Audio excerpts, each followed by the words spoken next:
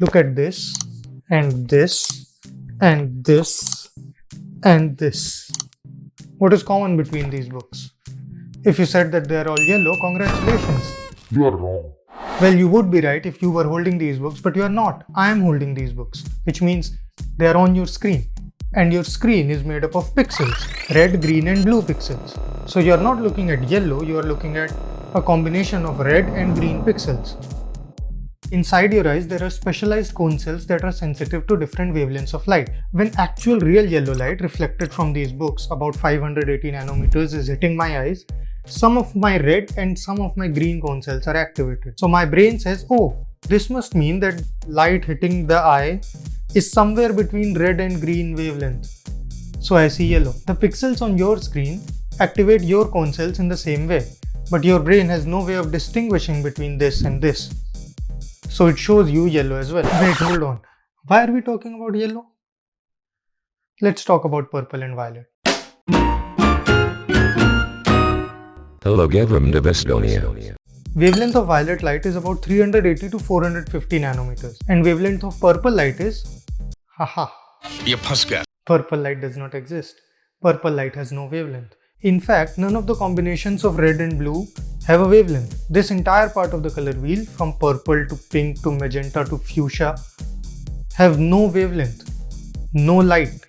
Red and blue colors never meet in the rainbow or the electromagnetic spectrum. So there is no natural light that can activate only the red and the blue cone cells in your eyes. So naturally these combinations cannot exist in nature naturally. Or so I thought until my life was completely changed by Bygone. Isn't this a naturally occurring purple thing? Plus, isn't there a very naturally occurring flower literally called fuchsia?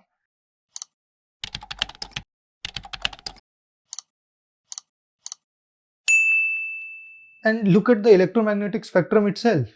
You can call this violet or whatever, but I can clearly see a combination of red and blue. I'll call that purple. I'll check.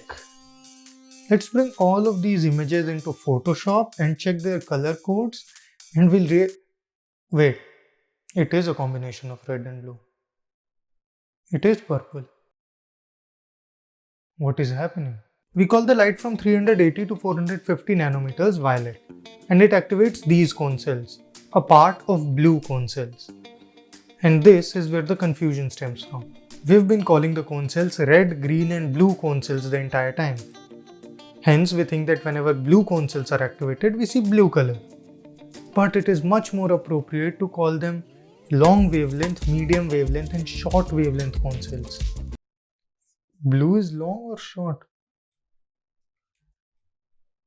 Blue versus red wavelength. Blue is a shorter wavelength, okay. Blue or short wavelength cone cells are also responsible for violet colors that we see. Colors in the range of 380 to 450 nanometers. So all of those naturally occurring purple things, just violet. But we don't like thinking of violet as a separate color like red and green and blue, because it doesn't fit the color wheel. And we as a society really like our color wheel. I mean, what's not to like about it? It makes it so much easier to think about colors. It reduces every color down to a three-dimensional value. The amount of red, the amount of green and the amount of blue. The only problem is that it leaves no space for violet. The combination of red and blue makes purple, not violet. It's just that purple and violet, despite being so dissimilar that one of them doesn't even have a wavelength, look very similar. Think of it this way, for a colorblind person, red and green might look very similar. Doesn't mean that there is no difference between red and green. It just means that that person is not capable of perceiving that difference. Even though red and blue don't meet on the electromagnetic spectrum, doesn't mean we can't flash these colors simultaneously in front of our eyes, like we do red and green to fake yellow. It is this process that creates this entire part of the color wheel, the part without wavelength, the lightless colors. These colors are very different from violet, but some of them look similar.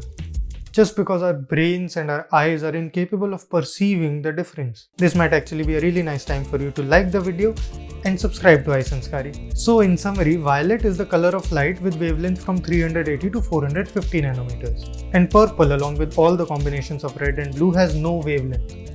It exists only in our brains. The reason they look very similar is just that our brains are incapable of perceiving the difference between them. And after this, if you're somehow curious about primary colors, you can check it out here. I'll see you in the next video.